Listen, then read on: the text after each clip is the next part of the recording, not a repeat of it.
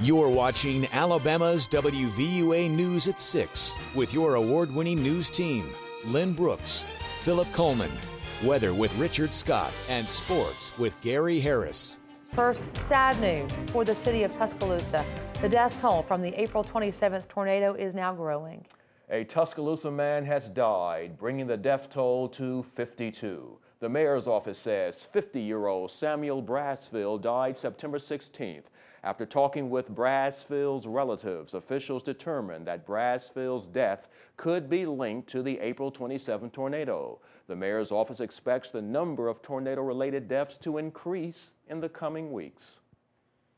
Law enforcement agencies across West Alabama are learning new procedures after a large portion of Alabama's new immigration law was upheld in federal court.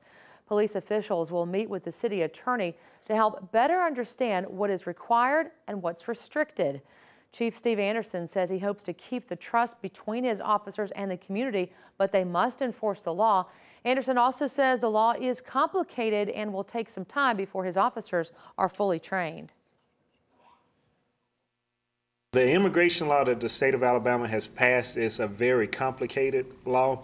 We are still in the process of doing training with our officers to get them up to speed on the law, because we want to make sure that when we're out here enforcing this law that we're not violating anyone's rights when we're doing that, and that's very important to us. Officers start training on the new laws next week. And Alabama U.S. Senator Richard Shelby is speaking out about the state's controversial immigration law. After speaking at a gathering of small business owners, Shelby took time to answer some questions. Shelby says immigration should be the job of the federal government, but he says states are getting involved because Congress is not doing its job.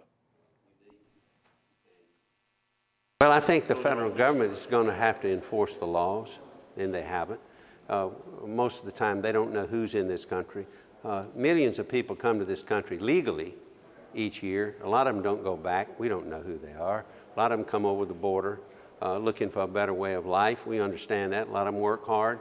But I've always said that what we need is to enforce the law. We have a system of laws, and we ought to enforce the law, and we don't.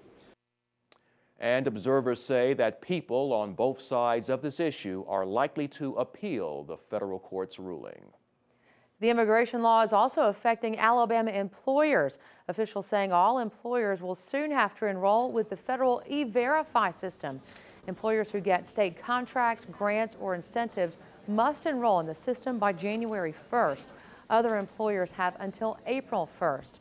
The law requires a sworn affidavit saying they've not knowingly employed, hired, or continued to employ an illegal immigrant. Immigration expert and attorney Carol Armstrong told us this penalizes employees looking for work.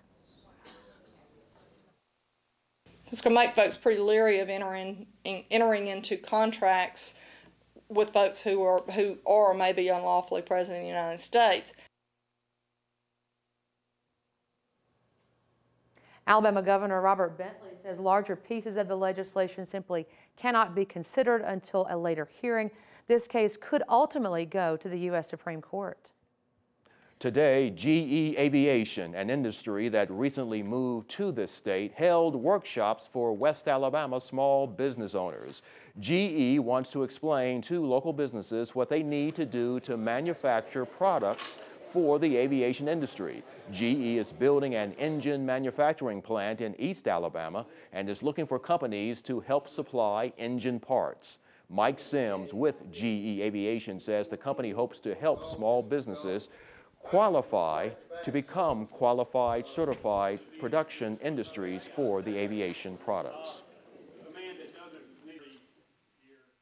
We have a lot of growth going on in our industry, and so what we're looking for is how do we develop some of the small businesses in this region to help be suppliers to us and to other industries, quite honestly, that can help them grow, but also can fulfill the capacity needs that we need going forward over the next few years.